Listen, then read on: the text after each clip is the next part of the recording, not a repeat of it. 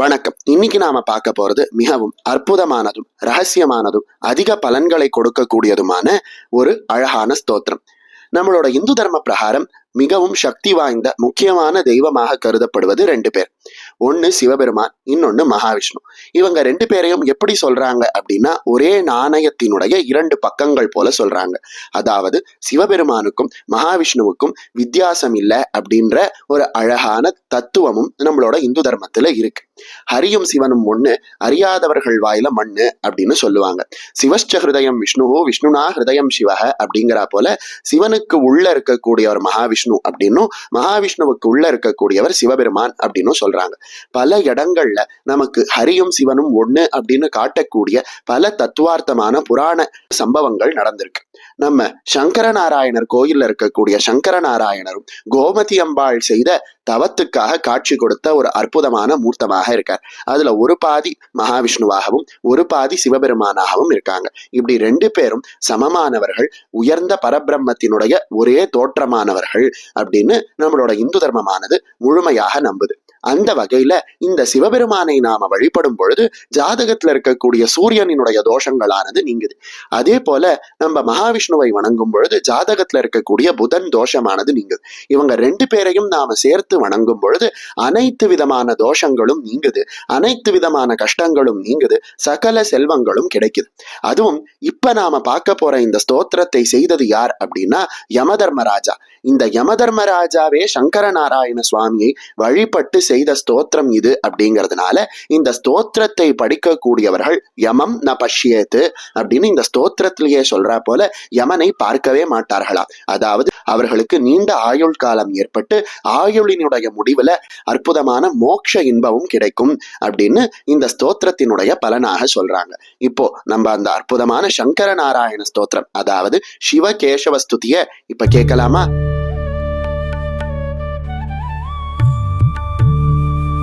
ध्यानम् माधवो माधवावीशो सर्वसिद्धिविहायिनो वन्दे परस्परात्मानो परस्परमुतिप्रियौ स्तोत्रम् गोविन्द माधव मुकुन्द हरे मुरारे शम्भो शिवेश शशिशेखर शूलपाणे दामोदराच्युत जनार्दन वासुदेव त्याज्या भटाय इति सन्ततमामनन्ति गंगाधरान्धकरिपो हर नीलकण्ठ वैकुण्ठकैटभरिपो कमडाब्जपाणे भूतेश कण्ठपरशो मृडचण्डिकेश त्याज्या भटाय इति सन्ततमामनन्ति विष्णोन् नृसिंह मधुसूदन चक्रपाणे गौरीपते गिरीश शंकर चन्द्रचूड नारायणासुरनिबर्हण शार्ङ्गपाणे त्याज्या भटाय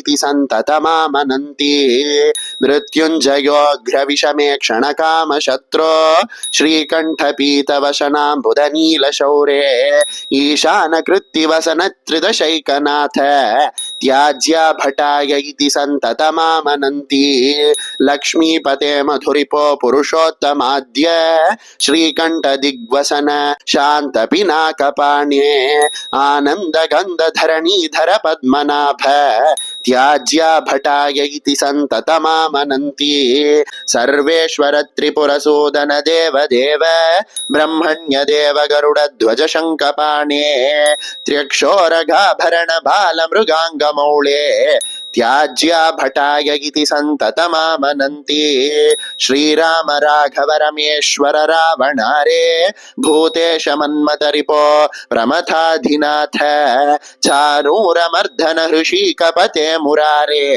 त्याज्या भटाय इति सन्ततमामनन्ति शूलिन् गिरीश रजनीश कलावतंश कंश प्रणाशन सनातन केशिनाश भर्गत्रिनेत्र भवभूतपते पुरारे त्याज्या भटाय इति सन्ततमामनन्ति गोपीपते यदुपते वसुदेव सूनो कर्पूर गौर वृषभध्वज पालनेत्र गोवर्धनोद्धरण धर्मधुरीन गोप त्याज्या भटाय इति सन्ततमामनन्ति स्थानो त्रिलोचन पिनाकधर स्मरारे कृष्णानिरुद्ध कमलाकर कल्मषारे विश्वेश्वर त्रिपदकार्द्र जटाकलाप त्याज्या भटाय इति सन्ततमामनन्ति अष्टोत्तराधिकशतेन सुचारुनाम्नां सन्दर्भितां ललितरत्नकदम्बकेन सन्नामकां दृढगुणां